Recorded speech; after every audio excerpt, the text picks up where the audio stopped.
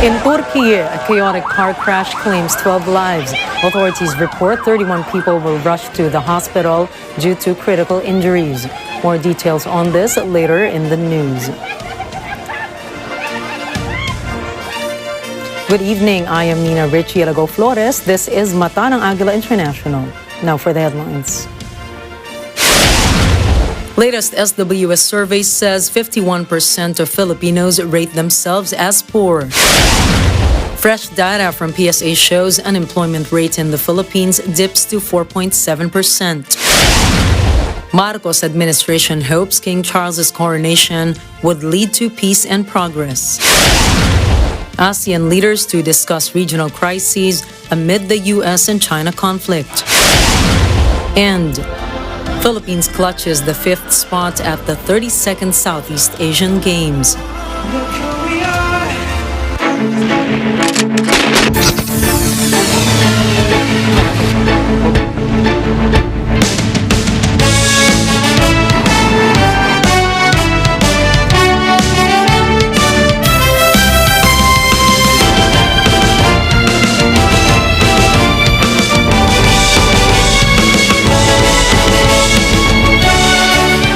A social weather station survey says about 14 million families rate themselves as poor in March of 2023. Eran Santos for the story.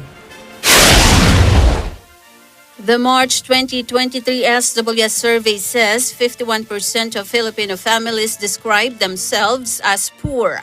30% rated themselves on the borderline, while 90% said they are not poor. The survey was conducted from March 26 to 29 with face-to-face interviews of 1,200 Filipinos. The results did not surprise the Marcos administration, asserting they do not falter in looking for solutions to reduce the inflation rate of the country. National Economic Development Authority or NEDA Secretary Arsenio Balisacan says families tend to self-rate themselves as poor when the inflation rate, particularly food inflation, is high. He points out that the SWS results for March 2023 reflect that tendency. But Balisacan explains the labor market conditions of the country have been improving. He cites the latest findings of PSA or Philippine Statistics Authority to support his claim. Balisacan also admits they have more work to do as the government targets to slash the inflation rate to low levels of 2% to 4% by the end of 2023. Eden Santos for Mata ng Agila International. Trusted, connected, on point. Philippines' jobless rate drops further to 4.7% in March from last year's 5.8%. Vin Pascua files this report. The Philippines' unemployment rate went down to 4.7% in March from 4.8% in February. Philippine Statistics Authority or PSA Undersecretary Dennis Mapa says the decline translates to 2.42 million unemployed Filipinos. The labor force participation rate fell to 66% from 66.6% in February. Employment rate in March was estimated at 95.3%, up from the 95.2% in February. MAPA says industries with the largest increase in employment include transportation, food and storage, wholesale and retail trade, construction, and service activities. Underemployment rate scored at 11.2% from 12.9% in February. PSA says this was the lowest record since April 2005. Department of Finance Secretary Benjamin Jokno believes the latest survey shows the country is seeing continued improvements in the labor market. Jokno says the lower unemployment rate and improvement in employment figures indicate the Philippines' economy is poised for continued recovery. Vin Pascua for Mata ng Agila International. Trusted, connected, on point. House leaders laud the World Health Organization's decision to lift the COVID-19 Global Health Emergency Declaration. Mayan Corvera tells us more. House House Speaker Martin Romualdez welcomes WHO's lifting of the COVID-19 pandemic status. He says the announcement means that countries, including the Philippines, have succeeded in fighting the deadly disease. Romualdez believes the end of COVID-19 pandemic should translate to increased mobility, more economic activities, additional jobs, and income opportunities for Filipinos. He also urged government agencies and economic sectors to prepare, which will benefit to tourist destinations. Meanwhile, the Department of Health logged 9,465 new COVID-19 cases from May 1 to 7. The daily average cases are at 1,352, which reflected a 112% from last week. Octa's research said COVID positivity rates in 7 Luzon areas have exceeded 20%.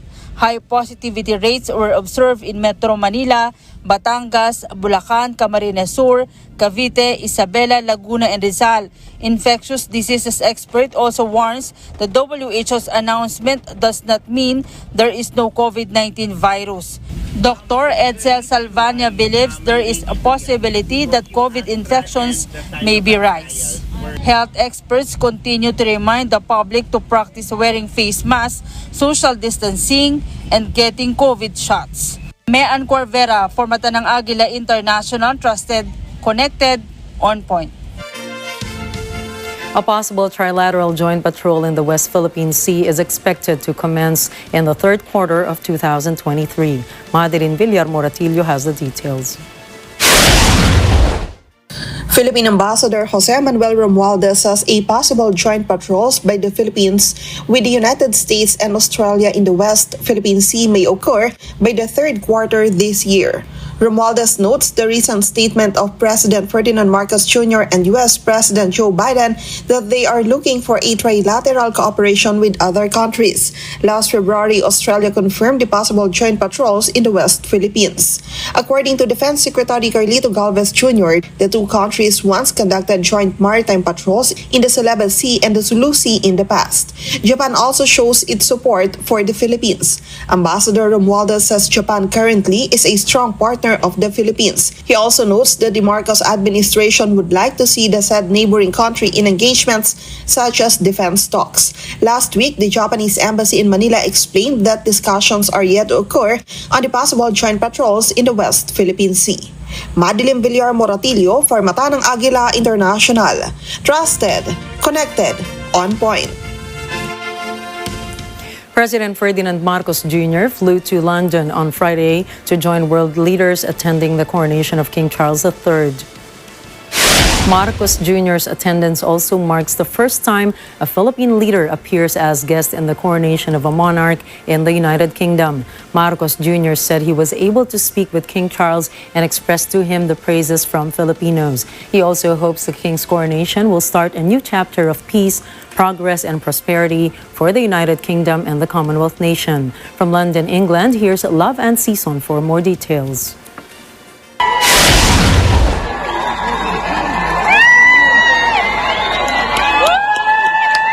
Great Britain's royal family enters a new chapter Saturday with the coronation of King Charles III.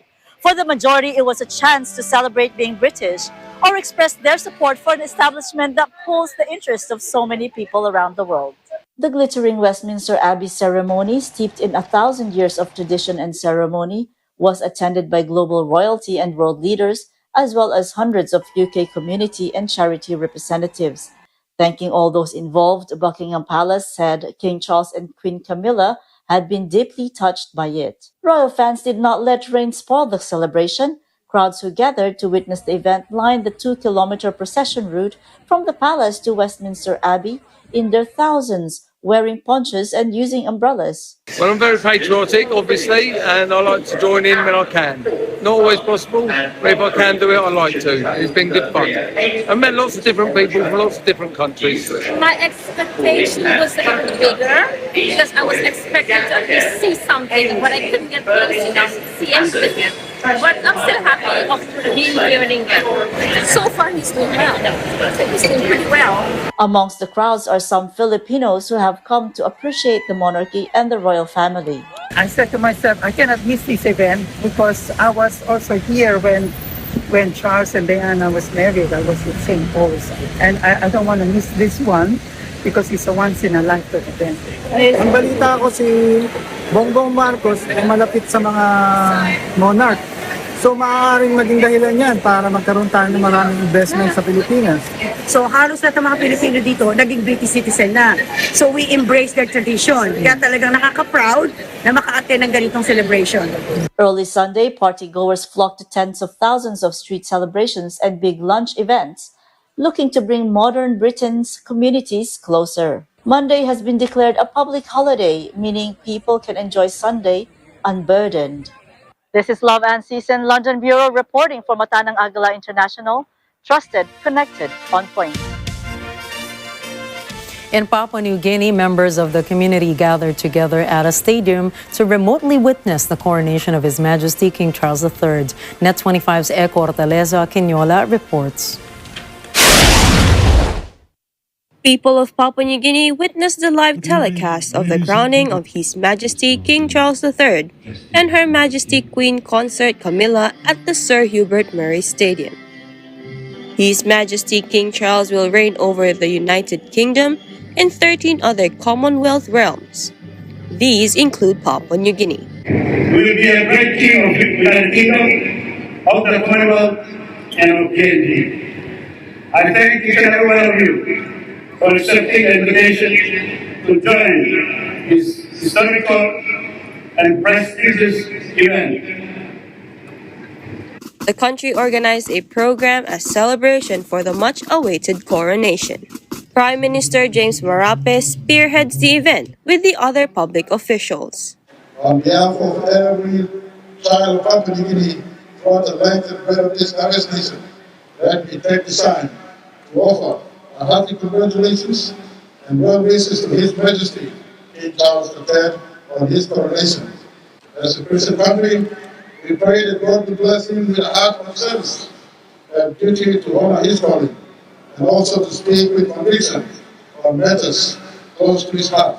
Governor General Grand Chief Bob Dade and Foreign Minister Justin Tachenko traveled to Westminster Abbey, London, as the representatives of Papua New Guinea.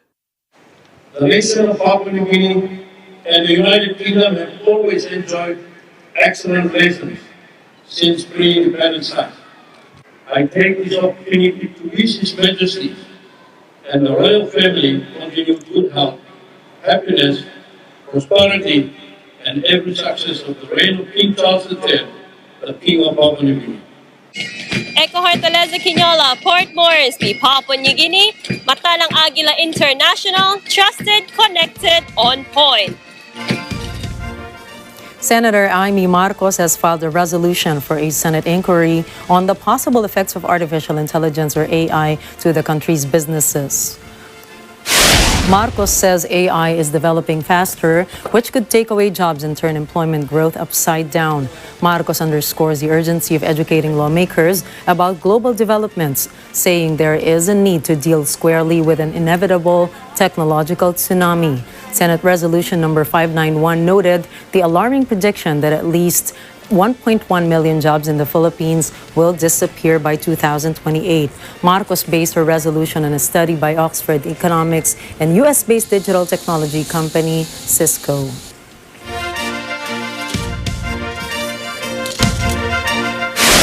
Coming up, ASEAN leaders to tackle regional crises. Ukraine launches over 10 drones to strike Crimea. And Robert Kennedy Jr. blames CIA for JFK assassination. Stay tuned for more stories around the globe. Matanang Agila International will return.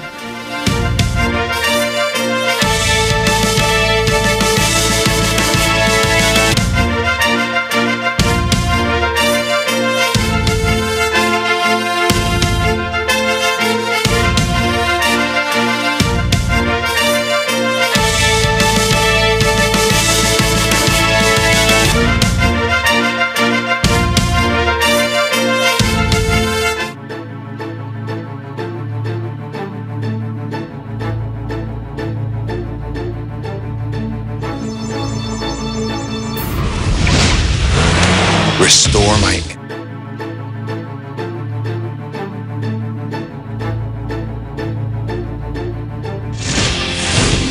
Get...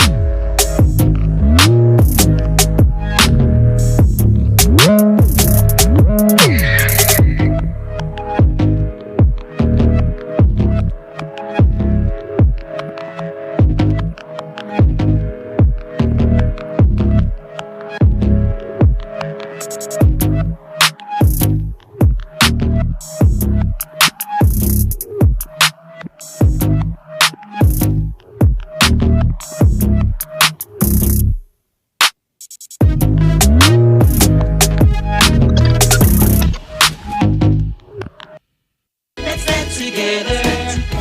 Sunday 25.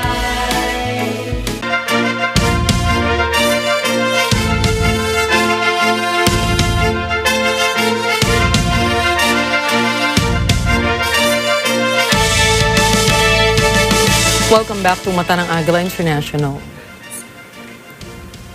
Indonesian President Joko Widodo picked the far-flung rustic harbor town of Labuan Bajo as a laid-back venue to discuss an agenda rife with contentious issues. The summit's agenda includes a continuing civil strife in Myanmar and the escalating territorial conflicts between Asian nations in the South China Sea. The 10-nation regional bloc and its member states will meet for 3 days, with the growing rivalry between the United States and China escalating. Widodo, in the final year of his 2-term limit, aims to collaborate with any country to solve problems through dialogue. ASEAN stopped inviting Myanmar's military leaders to its semi-annual summits and would only allow non-political representatives to attend. Despite the odds, Indonesian officials said they would do everything to successfully and safely host the ASEAN summit in Labuan Bajo.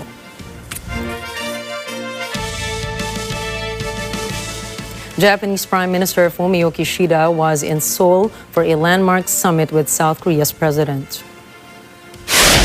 The two countries seek to mend ties in the face of growing nuclear threats from Pyongyang.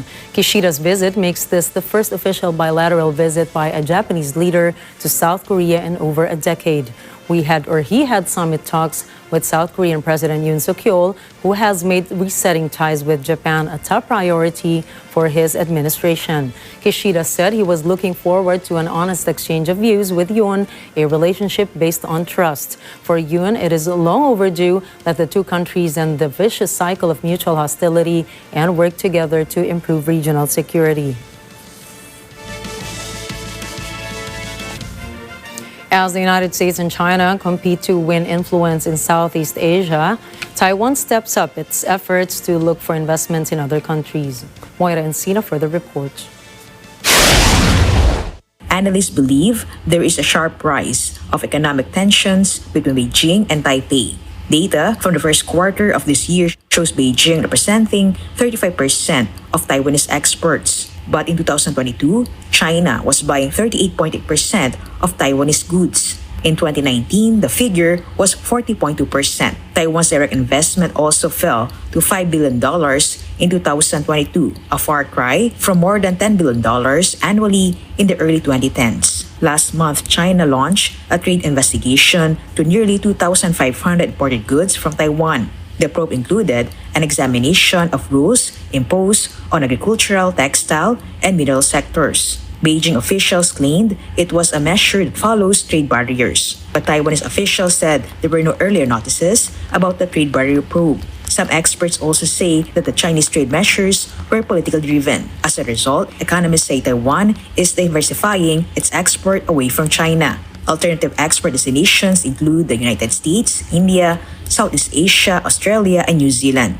This move creates an opportunity for the U.S. since the Biden administration aims to bolster its domestic semiconductor production. Analysts believe Taiwan's top semiconductor manufacturers' relocation could assist the U.S. in reaching its objectives.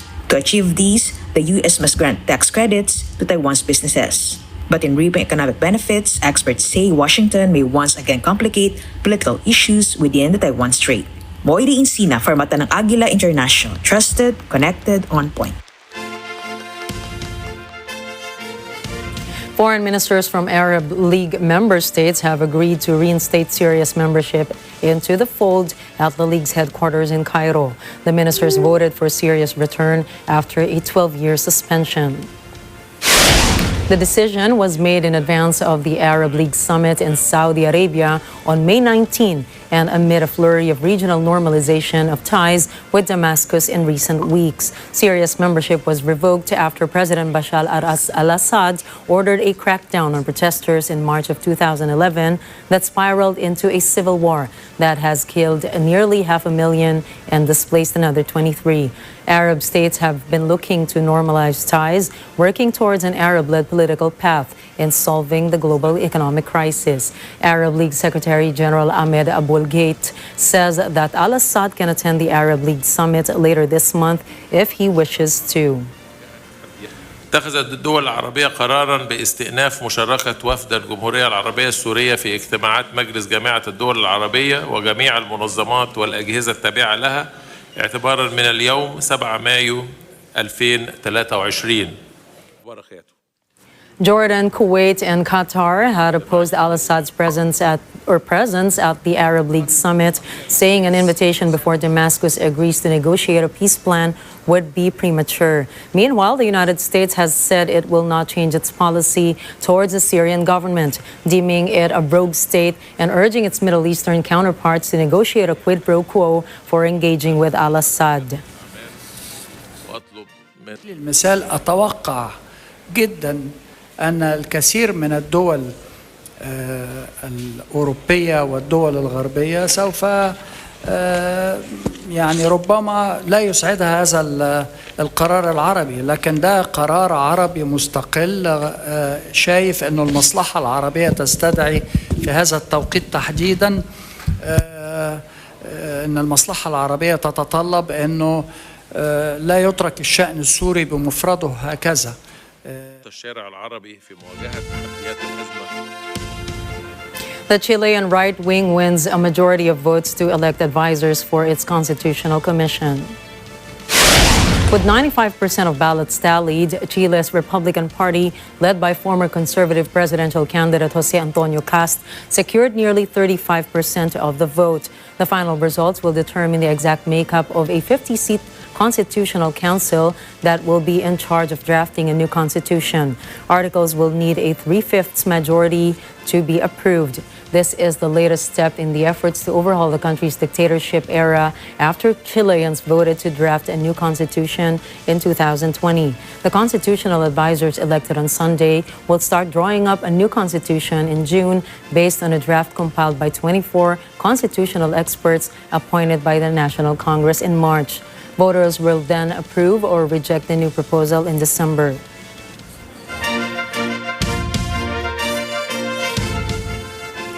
Evacuation starts near power plants ahead of Ukraine's counteroffensive. Moscow urges people in 18 settlements in Zaporizhia region and in Enerodar ahead of Kyiv's spring counteroffensive. According to Melitopol Mayor Ivan Fedorov, thousands of cars have left the vicinity. International Atomic Energy Agency, or IAEA Director Rafael Grossi, says the evacuation indicates the likeness of the battle between Russia and Ukraine around the planet. Ukraine like Crimea. Sevastopol Governor Mikhail Razvozhaev says the unmanned aerial vehicles did not cause any damage. According to Razvozhaev, one drone crashed in a forest while two others were intercepted by the air defenses. Before the strike, Ukraine launched at least two ballistic missiles towards Crimea. However, both were taken down by its anti-aircraft artilleries.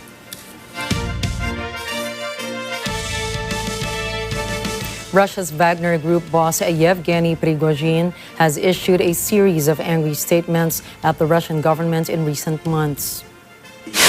Prigozhin says Moscow has agreed to his demands for more ammunition days after he threatened to withdraw his men from Bakhmut. Yevgeny Prigozhin chastised his Russian partners in a gruesome rant filmed among dozens of Wagner troops' corpses threatening to leave the war-torn city. Prigozhin's change of heart is not a huge surprise, however, as he declared that Moscow had agreed to provide the supplies needed to continue fighting in the city. Russian troops and fighters from Wagner, a private military company, have been trying to capture Bakhmut for months. While Prigozhin didn't expressly reverse his pledge to withdraw troops from Bakhmut, he said his forces had been given permission to act in Bakhmut as they see fit. Wagner has its own set of commanders, objectives, and motivations, and Prigozhin is widely believed to hold his own domestic political ambitions. The Kremlin has not commented on Prigozhin's statement.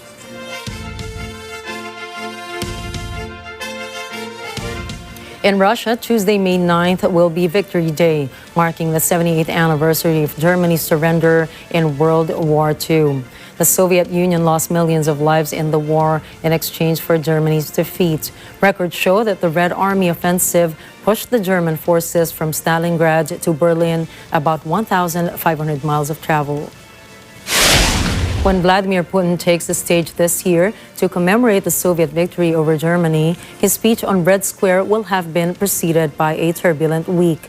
The carefully orchestrated arcades that will take place across the country traditionally presents the Kremlin with an opportunity to showcase modern Russian military might. But Moscow's winter and spring offensive across a 160-mile arc has brought the country diminishing returns at staggering costs. Sources say many regions canceled their observances due to concerns that the event could be a target for Ukrainian strikes. In the cities where the parades will take place, experts say a close read of the celebrations is likely to show the strain and damage the war has inflicted on the military. The main parade is expected to take place in Moscow's historic Red Square.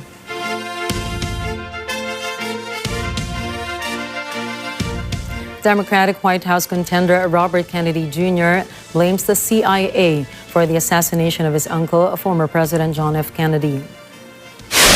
He says there is overwhelming evidence that the CIA was involved with JFK's murder. He also alleged the CIA was involved in the cover-up of his uncle's death. To support his claim, Kennedy cited a 2010 book that allegedly detailed the attack, but the CIA called claims of the spy agency's role in JFK's death a lie. In 1979, the Warren Commission report concluded Lee Harvey Oswald acted alone in the assassination of Kennedy. The commission said there was no credible evidence that Oswald was part of a conspiracy.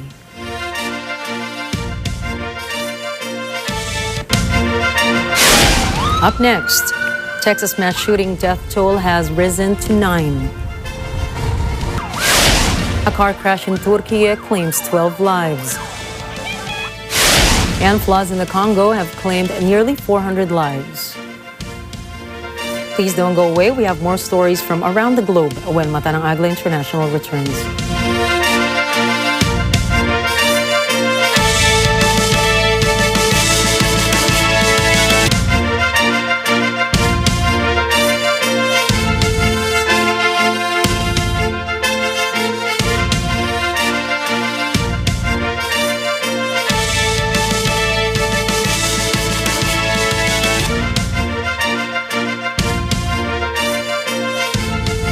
This portion is brought to you by Final Match Security and Investigation Agency.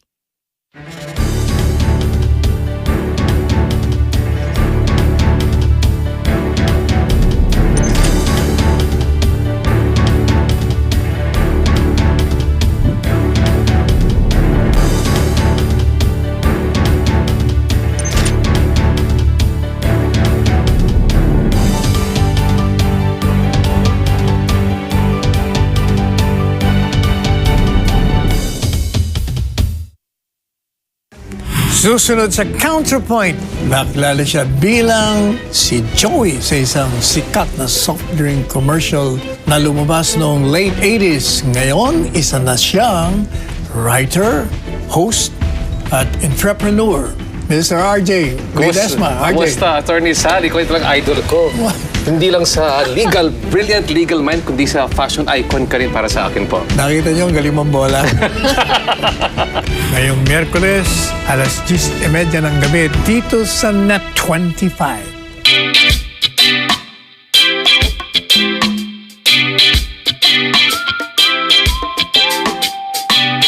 This portion is brought to you by Robic Builders, Quezon City Motor Vehicle Inspection Center.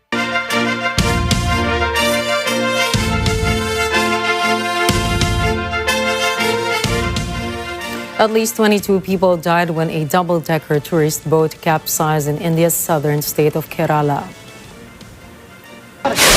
The incident happened on Sunday in Tanur, a coastal town in Kerala's Mapappuram district. Rescue operations were ongoing. Dozens of people searched for survivors in and around the stricken vessel. Some used ropes while others were in the water looking inside the boat's windows. More than 30 people were believed to be on the vessel at the time of the incident. According to reports, 11 people, including 3 children, had died in the accident. Survivors told local media that many of the passengers were not wearing life jackets. It was not clear why the boat capsized. The death toll in a mass shooting at an outlet mall in suburban Dallas, Texas, has risen to 9. A man went on a shooting rampage Saturday, killing 8 people before being gunned down by police. Police have identified the gunman as 33-year-old Mauricio Garcia. He had used an AR-15 assault weapon and wore tactical gear, but authorities are releasing few details of their investigation. A motive has not been determined. A police officer at the mall on an unrelated call shot the gunman and then called for backup. 6 of the victims died at the scene. The other 2 succumbed to their injuries in the hospital. 7 other people remain in hospital, 3 in critical condition. They range in age from 5 to 61. According to Gun Violence Archives, as of Sunday, there have been 202 mass shootings in the U.S. this year. Meanwhile, investigators identify the suspect. Reports identify the suspect as a 33-year-old man named Mauricio Garcia. Authorities report that during the attack, he wore a clothing patch with an acronym of RWDS, or Right Wing Death Squad. The phrase was said popular phrase among right-wing extremists and white supremacy groups. The assailant used an AR-15 style rifle and wore combat gear during the rampage. Police say at least 9 people are killed, including children. 7 people waiting at a bus stop outside a migrant center in Brownsville, Texas, have been killed after a car plowed into them. Several others sustained injuries in the Sunday morning crash. A witness says the driver yelled insults at the crowd before accelerating. Others on the scene detained the driver until police arrived. He has been taken to hospital. For now, he has been charged with reckless driving and vehicular manslaughter. A police spokesman says other charges may be laid, but declined to elaborate further. Authorities are investigating whether the crash is an accident or intentional. The victims were among a crowd of 25 waiting at the bus stop. All of them came from Venezuela. In Turkey, a multi-car crash claims 12 lives. The accident occurred after a truck driver lost control of his vehicle, making it careen into the opposite lane. The truck collided with 9 cars and 2 minibuses, whereas these vehicles were parked alongside the road near a fuel station. A fire broke out after the collision, leaving some victims burned to death. 22 ambulances and 3 medical teams arrived at the scene. Authorities report that 31 people were rushed to the hospital, sustaining critical injuries. Witnesses claim that most of the victims were men leaving from mandatory military service.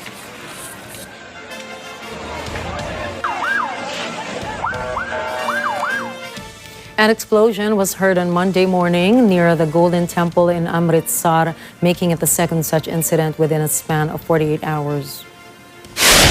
No one was injured or any damage reported regarding the blast, but the police have yet to determine the cause and motive behind the explosion. Punjab's Director General of Police said a terrorism angle had not been ruled out and preliminary investigation suggested a crude device had been used.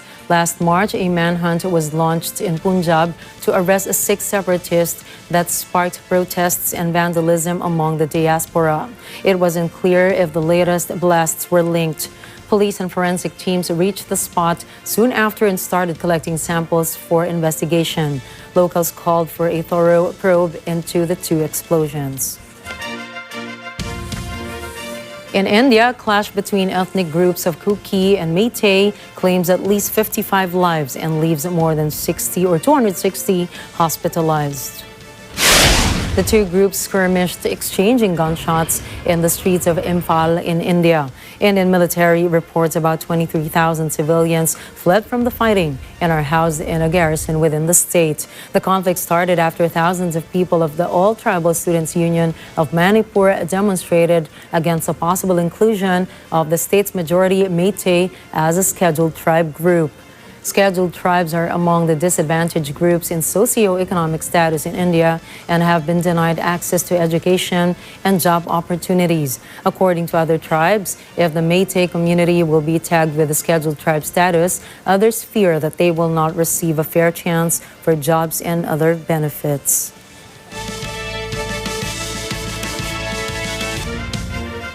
Two oil tankers recently seized by Iran are anchored off the coast of its vital port cities on the Strait of Hormuz.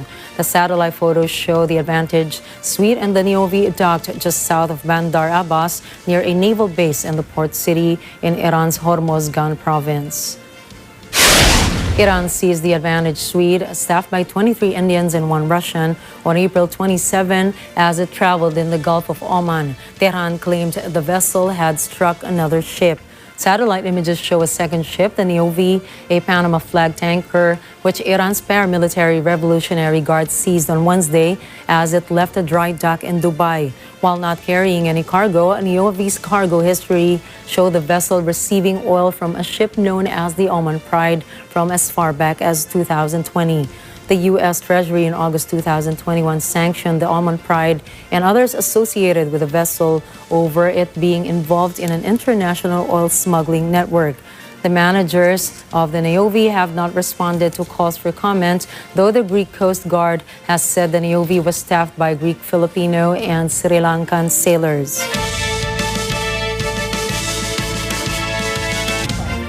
"115 Venezuelan migrants were stranded on the Chile-Peru border. This comes after Peru denied refugees asylum into their country due to diplomatic tensions. Peru sent police and soldiers to the border to block the migrants from entering. Venezuelan President Nicolas Maduro provided a private airline to repatriate migrants on Sunday. This is what happens to infrastructure that has worn out. In Germany, a demolition crew blew up a bridge that has been closed to traffic for about a year and a half. The Rahmedetal Bridge had been riddled with cracks and damage and was in danger of collapsing. A crowd gathered to watch the structure come down. Demolition experts strategically placed about 150 kilograms of explosives to bring down the 17,000-ton structure. The explosives had been placed in about 2,000 holes drilled into the bridge. Crews also strung about 1,000 meters of detonating cable. Workers stacked sea containers to form a protective wall so debris from the explosion did not damage surrounding homes. Yanacuya Mining Company rescued about 175 miners from a fire in Arequipa region of southern Peru. Though it was reported that at least 27 people died in the fire, the worst mining accident in the country in decades. Officials say an electrical short circuit caused an explosion, sparking a fire that engulfed a tunnel in the mine. Officials said the miners were working about 100 meters below the surface when the blaze broke out. An electrical short circuit is thought to have sparked the fire. According to the Peruvian news agencies, the fire was fueled by La Esperanza Gold Mine's timber tunnel supports, many of them soaked in oil, and the air is very rich with methane. Yana Quihua said it was carrying out an urgent investigation and are prioritizing help for the bereaved families and rescued miners. Peru is one of the world's largest gold producers, mining more than 100 tons a year, about 4% of the world's annual supply. While the accident is believed to be the worst disaster in years, dozens of deaths a year are not uncommon in the country's mining industry.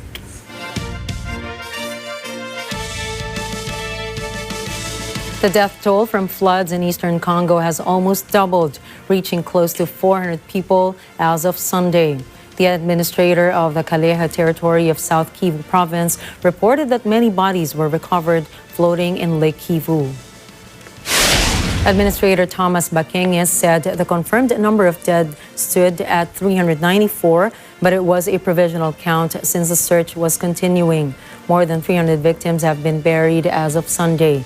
Torrential rains across the Kaleha territory began on Thursday evening, which allowed rivers to break their banks with flash floods, sweeping away the majority of buildings in the villages of Bushushu and Nyamukubi. The destruction caused by the flooding hampered aid efforts, with two main roads impassable. More than 170 victims were buried in 4 mass graves. Heavy rains in recent days have affected thousands in East Africa, including parts of Uganda and Kenya. Flooding and landslides have also occurred in Rwanda, which borders the Congo.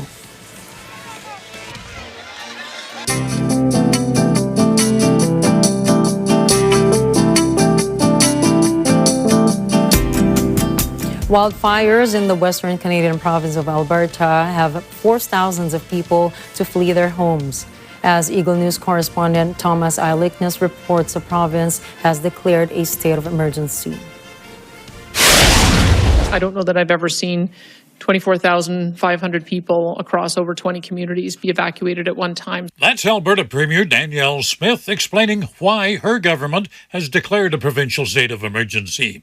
Smith says it gives the provinces greater powers to react to an extreme situation. For example, the province can access emergency funds, mobilize additional supports, and continue to work with municipalities, organizations, and businesses to support affected residents. This conference center in Edmonton is the temporary home for about 1,000 people.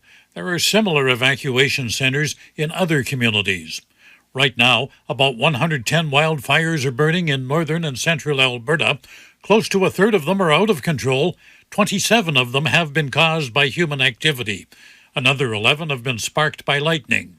Hot weather, almost no precipitation, and strong winds have made fields and forests tinder dry.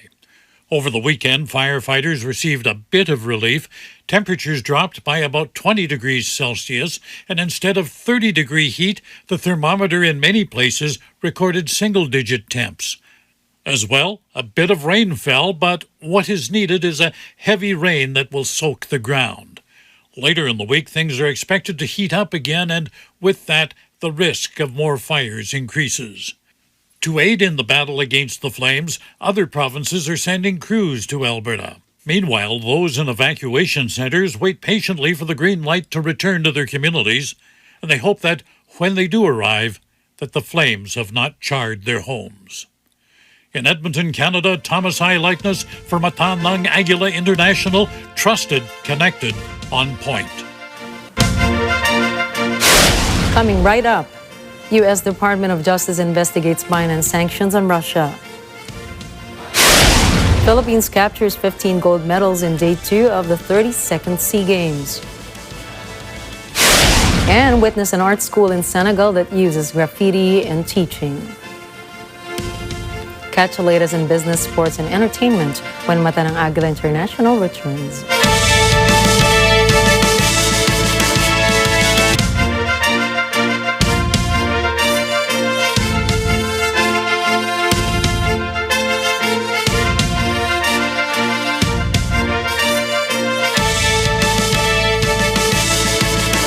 Maghaharap ang dating magkaibigan. Nagsisimula pa lang ako. Mas masama ka pa pala kaysa sa akin. Ginagawa mong mental patient ang nag-iisang kaibigan mo. At sa sunod-sunod na pagtataksil, pag hinanap mo si Seyon, lalo siyang mapapahamak. Sa'yo to! Mama, hindi yan totoo. Wala na ba talagang maaasahan? Mysterious Personal Shopper, Monday to Friday, dito sa Net25.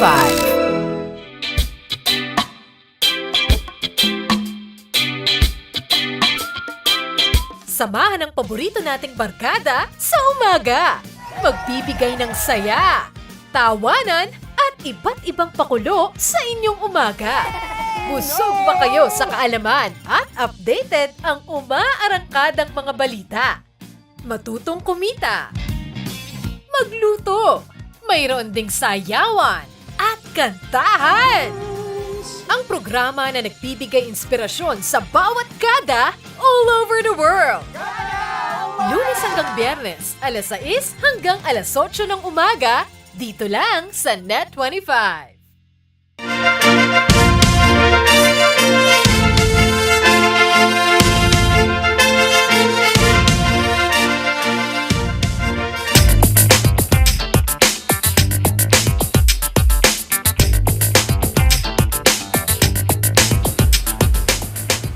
The National Security Division of the United States Department of Justice suspects that Binance violated the sanctions imposed on Russia. DOJ says Russian nationals may use Binance for money transactions. Binance clarifies that the company complies with the international sanctions and abides by its Know Your Customer protocols. The company adds its policy imposes a zero-tolerance approach against double registration, anonymous identities, and obscure sources of money. Previously, Binance is already under scrutiny by various U.S. regulators. After the collapse of FTX, Binance hooks the title of the world's biggest crypto exchange.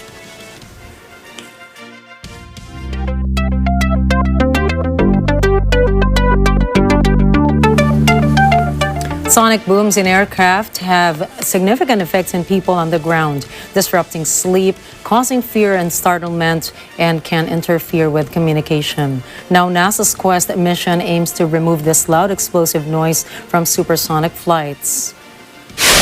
In collaboration with Lockheed Martin, NASA's Quest mission is designing and building the X-59, a NASA research aircraft that eliminates sonic booms.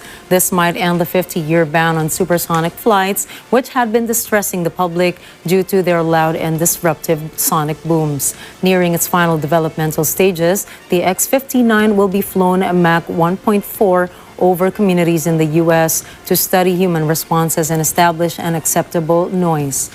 If this works, the supersonic aircraft without the boom could open doors for commercial aircraft manufacturers and dramatically reduce travel time.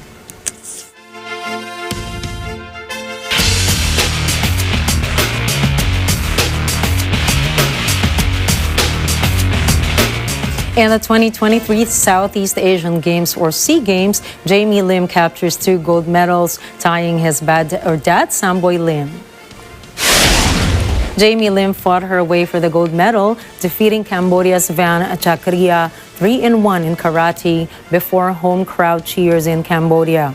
Lim reclaimed the women's kumite 61 kg after bowing out early in the Hanoi SEA Games last year. With this, the daughter of the former PBA superstar and national team standout Samboy Lim now has the same number of SEA Games gold medals as her dad. Jamie also added to the gold medal tally of the Philippines, which now has 15 with 22 silver and 24 bronze. The 32nd SEA Games will run on May 7 until May 20, with athletes from 11 countries competing for gold across 37 sports. As first-time hosts, Cambodia successfully held the 2023 edition of the SEA Games by preparing a range of spectacles for spectators worldwide.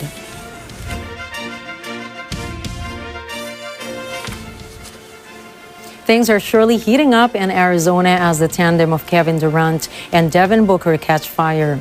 while Max Verstappen zooms past the competition for the Miami Grand Prix. Vin Pasqua has the play-by-play. Caldwell Pope doubled. KD got it! In the 2023 NBA playoffs, the Phoenix Suns and Philadelphia 76ers win, scoring their series at 2-all. Devin Booker and Kevin Durant combined for 72 points as they lead the Phoenix Suns with a 129-124 win over the Denver Nuggets, tying the series at 2-all.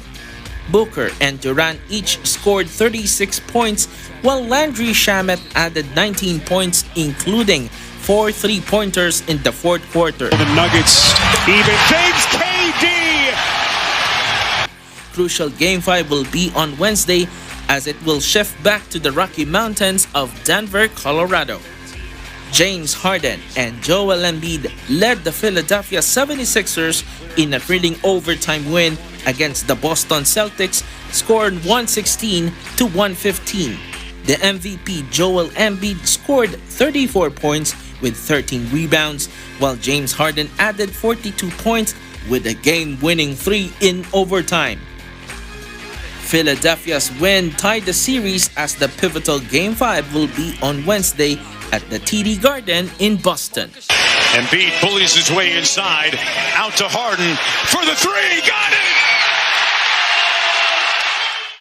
Now we zoom into Miami for the F1 Grand Prix. Max Verstappen struck back in the 2023 title race by working with Red Bull teammate Sergio Perez to victory during Sunday's Miami Grand Prix. While Perez qualified first early on, Verstappen ended up in 9th place after Charles Leclerc's spin Q3 short. Number 11 driver Perez led Fernando Alonso way off the line on medium stick tires, while he allowed Verstappen to make steady progress from 9th to 1st on hard tires. With 10 laps remaining, Verstappen cleared Perez to move into a lead that he could not give up, meaning the Mexican had to settle for the runner-up spot.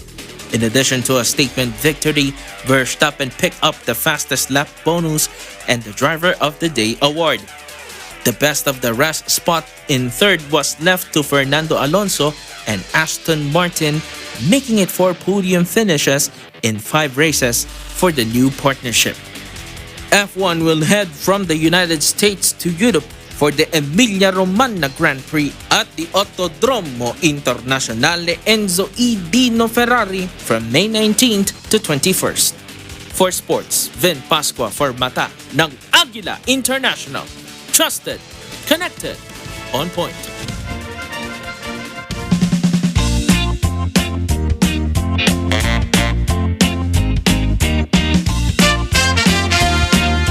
In Senegal, an art school known as RBS Academia attracts the youth to eagerly learn an art form of expression.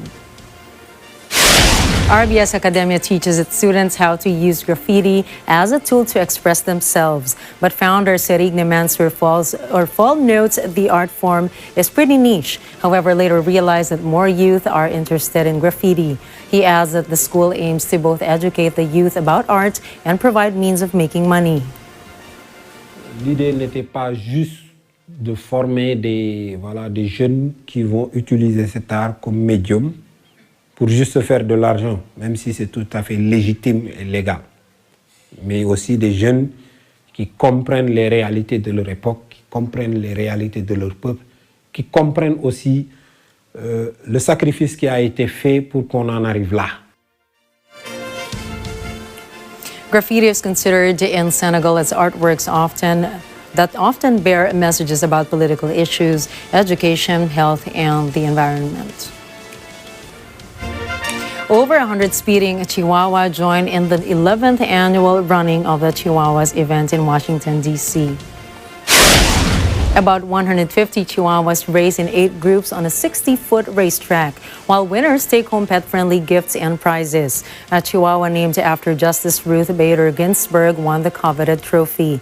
The race raises funds for Rural Dog Rescue, a non-profitable organization committed to pulling dogs from rural shelters.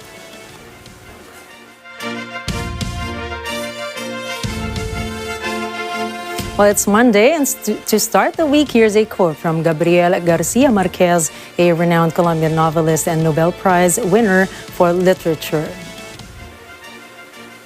It is not true that people stop pursuing their dreams because they grow old. They grow old because they stop pursuing dreams.